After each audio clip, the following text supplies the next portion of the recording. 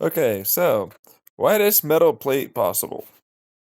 That's also super shiny and reflective like a mirror. So have fun with this. Now, most people go like, it's gonna be a titanium or something. Nope. I got the idea because I was watching some dude do thing about how palladium's like kind of crappy metal, and it was like uh, during it was uh, there's white gold. And I was like, oh yeah, but platinum is silver, and that's how they make white. Give me a second. And it was like, all right, so gold, platinum, tellurium, antimony, and bismuth. I know. What? Why would you do any of this? Shh. It'll all become clear. We have to make an atomic structure and a whole bunch of shit to make white and incredibly shiny. And there's a whole process to this. So, anyways, there's ratios. I'm not going to talk about ratios because, of course, this is a thing that is very similar to white gold. So ratios are going to be similar to a standard white gold, but of course, tellurium is a very weird metal that not usually something you'd want to use, right? Uh well, metalloid anyways. This is mostly going to be gold and platinum. Just as an FYI, it's like 90% that. Like 80 to 90, 92% that, depending on your ratios that you end up at. So have fun.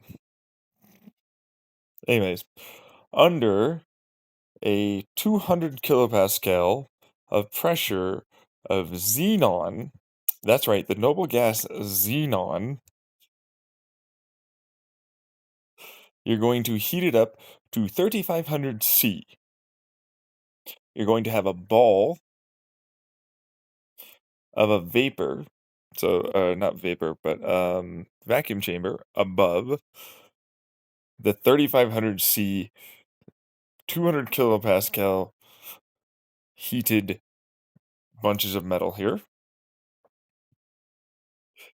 that you're then going to like an explosive popcorn moment where like you open it up and then it goes and it explodes, right?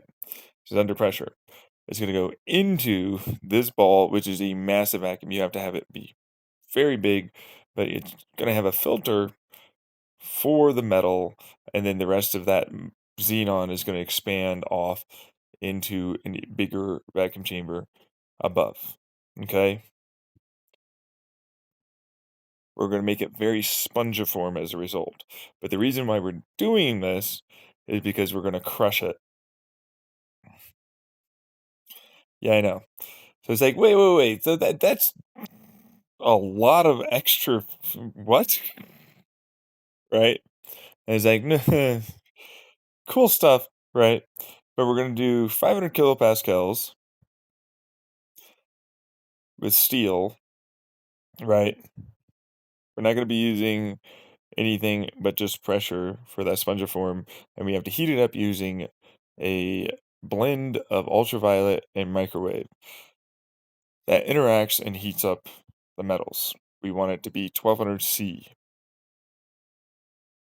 As we crush it and squeeze it into a box form, like a little rectangular plate, it's going to be a 500 kilopascal little pressure formed mold. But we're actually not done because this has to be steel, and we're going to then cool it off, but not until after we squeeze it under all that pressure for a good while. We need to make sure that it runs through like that for a while. We're then going to get about 10 volts, it's a little lower, a little higher, 10 volts with 1200 or I'm sorry, not 1200, 12,000 amps that you're going to pass from the top down to the bottom of the steel plates. These are obviously going to be superconducting steel, uh, which I didn't say So there's that. But, like, you're gonna heat them up, do all that, but then you have to run under that pressure while it's still touching it, all of that electricity, and then you're gonna make sure to run effectively a superconducting magnet from that iron that or steel, whatever, right? That then allows for that plate to then hover in a magnetic, you know, is it eddy current or repulsive force? Anyways, point is, it's to maintain the 500 kilopascal, but allow for it to cool and slowly radiate off. And that's the reason why the iron steel is the superconducting stuff, because then you can chill it with like liquid helium or something and slowly cool it off. Which I mean, it's not that slow, but of course it's not touching, and it's in a vacuum. So like, it's going to be in a vacuum. So during that squeezing moment, you're going to continue drawing out more and more xenon. Anything that's in there, you have to make sure to constantly draw a vacuum while you squeeze it until you get at the final plate size and depth, and you're looking for it to be as hot as it is. Once it's that hot, that also helps remove a lot of the excess xenon in cavities. And then once you run a bunch of extraordinarily high amps through it with very little volts, it tries to plasmafy, but it's a short burst. We're not running it through like we're trying to make a neon transformer. We're trying to run it through briefly for like a split second of a pulse, like a couple milliseconds or something, and that's it. That's literally it. And then it's just leave it to cool after you make sure it's hovering there for a little bit. So as it does this, it forms a large amount of these structures from that gold and platinum, tellurium, bismuth, and antimony blend, or antimony bismuth. That's the actual like, it's gold, platinum, then you do tellurium, antimony, and then bismuth. Like, that's the way when you write it down, it's supposed to be written down. Okay, for the actual chemical compound. All right. I just forget the numbers because the ratios are a bit weird here, and then they also change depending on those ratios and the compound formation within inside the structure of the plate while it's going on. So like, there are some that have a little bit more, some that have a little less, and then they'll blend together and create like a structure. Okay. Anyways, what comes out is a very, very, very, very white plate.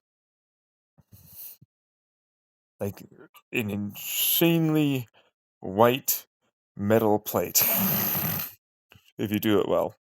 But also, it's stupendously flat and smooth and incredibly reflective, like like a silver mirror, right? But the issue the issue is, for most people, that it's like, wow, this is so great. It's one of the most expensive things you could ever do. It's really, really freaking hard to make something like this. So like, great. What's this for?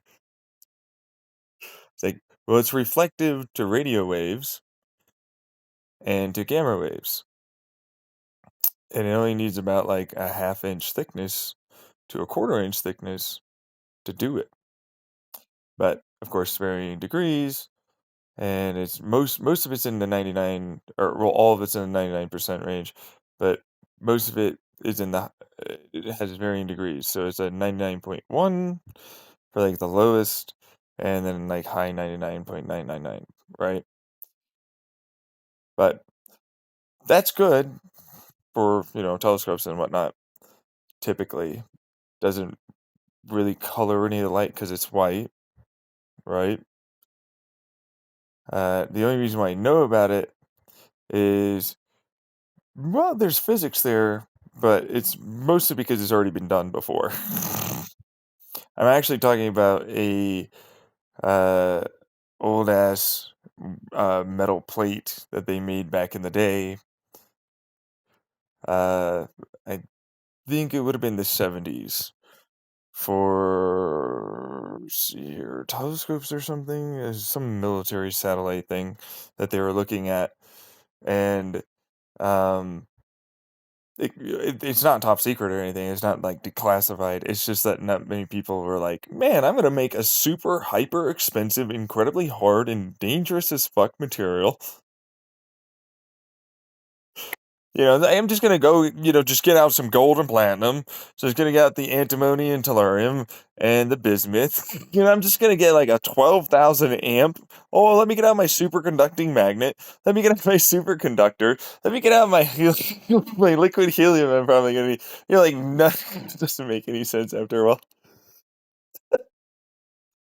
Like most people will never really make this. So it's like, yeah, it's just a cool little, like, niche thing that I happen to know about that I wanted to share.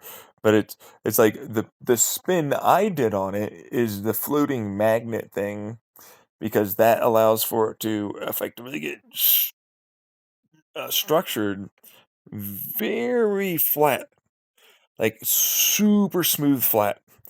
And it's already going to be reflective for like most things, but then this turned it into an even way shinier reflective, like gloss, real high gloss, right? But instead of it like being an opaque white that you wouldn't be able to like, it's just like a little shiny, surface. It has a shiny surface, oh sure, but it's like a mirror, like so you can see yourself, but then there's like basically a white if you view it off to the side instead of like a window or whatever, and it gets darker. This becomes a white. So yeah, have fun with those ones. If you ever wanted to make them, this is an old technique with a slight spin on it for the magnet thing, and that's it. But it was they already have a way, for what it's worth, to do that. Uh, I just didn't want to do it that way because it's like, well, this is all in one now, and then it's done once it's cooled off. It's just an extraordinarily expensive. If nobody heard me, it's like a half inch to a quarter inch thick plate of rare, expensive metal that's heavy. Let me just go into space with my. So, uh, there you go. Like and subscribe, and please share.